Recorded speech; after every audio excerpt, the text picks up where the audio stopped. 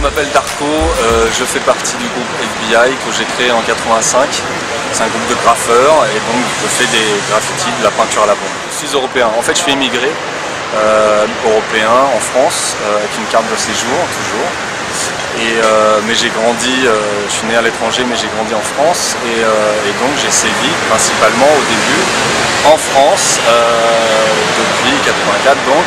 Même si j'ai beaucoup voyagé, de par ce fait-là, j'ai essayé de très vite en fait d'entrer en contact avec d'autres scènes hip-hop d'autres pays, rencontrer d'autres personnes, d'autres façons de voir et d'interpréter les mêmes choses et de pratiquer les mêmes choses avec des moyens et des contextes et des cultures et des langues différentes. En fait, j'ai toujours été attiré par l'image. Depuis que je suis tout petit, j'ai toujours dessiné, enfin je me suis toujours, ce qui me parle, mon moyen d'expression c'est l'image, quoi qu'il arrive. Et donc, naturellement, en quelque sorte, parce que l'air du temps, parce que plein de choses, je me suis intéressé à la culture hip-hop au sens large, donc par la musique, par l'écoute déjà au départ. Et comme je dessinais, je nous dessinais nous en train de breaker, en train de faire des, je sais pas moi, des coupoles ou des trucs comme ça. Nous, c'est un groupe de danseurs au départ. Et donc, je dessinais comme ça avec 2-3 compères. On a créé un groupe de purs graffeurs. On était 4 au départ en France. Ensuite, ça s'est élargi dès 85 vers l'Allemagne et puis plus loin plus tard. Et puis, on a toujours été amené à regarder un petit peu ce qui se passait ailleurs et à voyager, à considérer cette culture d'une façon globale plus que régionale. J'ai essayé par ce biais-là, en fait, par mes moyens, donc le dessin, d'une part d'en faire un projet de vie, parce que c'est une passion avant tout, hein. Après on peut en faire des business, voilà, c'est autre chose.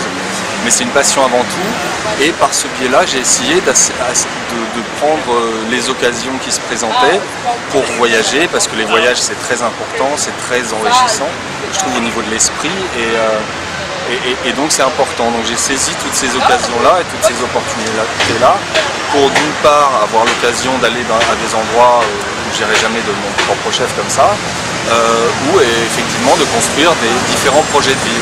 Alors c'est très bizarre, c'est autant pareil, dans l'ensemble c'est la même culture, la même façon de faire, on écrit notre nom, hein. Enfin quand je dis graffiti c'est le writing en fait, c'est le graffiti hip-hop si tu veux, mais... Tu peux nous expliquer la différence justement entre ces... Tout à fait, alors le graffiti en fait c'est un terme générique pour dès qu'on inscrit un truc sur un mur c'est du graffiti. En revanche là quand je dis graffiti c'est vraiment du writing. Writing ça consiste à écrire son nom ou à le dessiner ou à le peindre, donc c'est vraiment l'art d'écrire son nom. Où on prend la calligraphie, c'est un tag, une peinture c'est un graphe, et voilà. Mais on prend cette matière, l'alphabet, on écrit notre nom partout où on passe. Et c'est un petit peu dans l'air du temps parce que tout le monde, enfin il y a des enseignes partout, tout le monde labellise un petit peu tout, donc c'est normal. C'est juste, ça fait partie de la vie quotidienne à mon sens. Et donc, toute cette culture, même s'il est pareil, dans l'ensemble, il y a tellement le contexte change tellement les choses parce que ce ne sont pas les mêmes gens, c'est pas la même langue, pas la même culture, pas la même histoire. Donc forcément il y a tout un tas de choses et le graffiti, enfin ce genre de graffiti est très présent évidemment aux États-Unis, mais ça dépend vachement des régions. Par exemple en Californie ça va être plus du graffiti de gang, donc là on va juste mettre le nom du gang, voilà, donc c'est pas vraiment assimilable. À New York c'est plus le graffiti hip-hop, j'écris mon nom, point. Après en Europe il y a beaucoup plus d'occasions et de possibilités par rapport à ça qui se sont ouvertes avec le temps. Il y a eu des vagues de commercialisation, ou en tout cas de médiatisation de cet art au sens large, même si parfois on parlait que de racailles de banlieue ou que de problèmes sociaux, politiques, autre chose, et qu'on n'a jamais vraiment considéré ça ou abordé ça du point de vue purement artistique. Ou alors, de temps en temps, il y a eu des vagues, on met ça un petit peu dans un seau, on le mélange avec d'autres choses pour en faire un business d'une manière ou d'une autre. Alors, est-ce que c'est un art comme les autres? Est-ce qu'on peut en vivre? Le côté commercialisation, c'est un débat en soi en fait. Moi j'essaye en tout cas de faire vraiment la différence entre la culture, le writing, le graffiti, et le commerce de tout ça. Pendant des années, il fallait même pas m'en parler parce que c'était, je trouve que cette culture et cette pratique artistique est tellement noble qu'on ne devrait pas la vendre. Sauf qu'il y a tellement de gens qui en ont rien à péter, qui sont même pas de cette culture-là, qui vont en faire un business.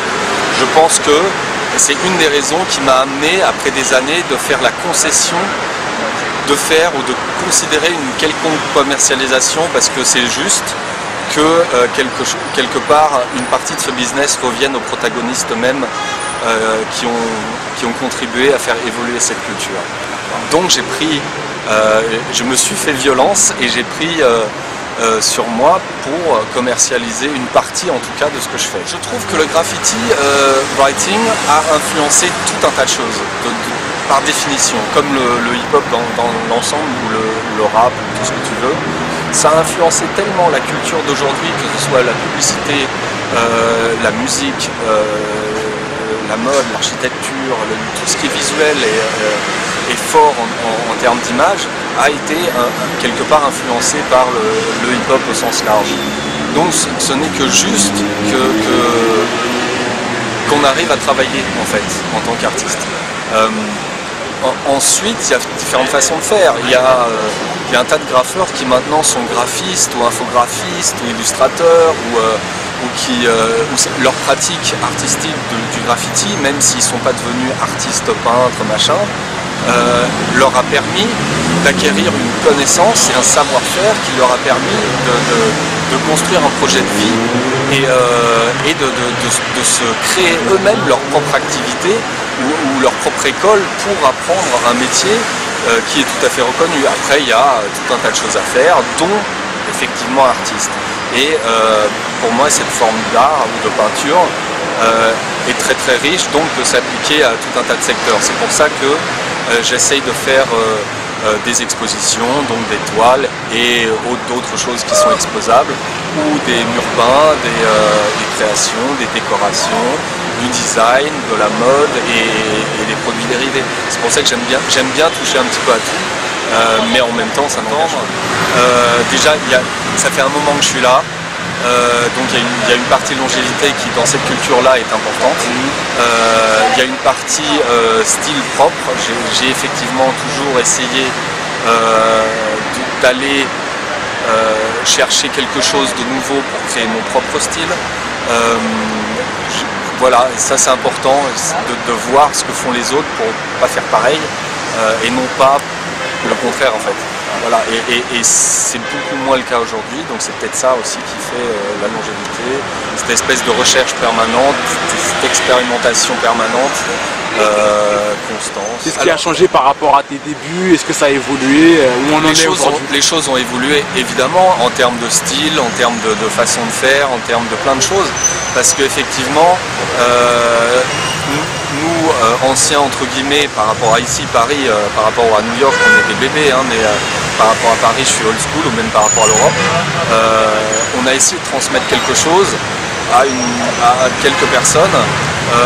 Après, il y a eu beaucoup de gens qui ont contribué à véhiculer un message ou une histoire autour de ça, qui est un peu parfois faussée par le fait que ce soit des gens externes qui parlent d'un sujet qu'ils ne maîtrisent pas à 100%.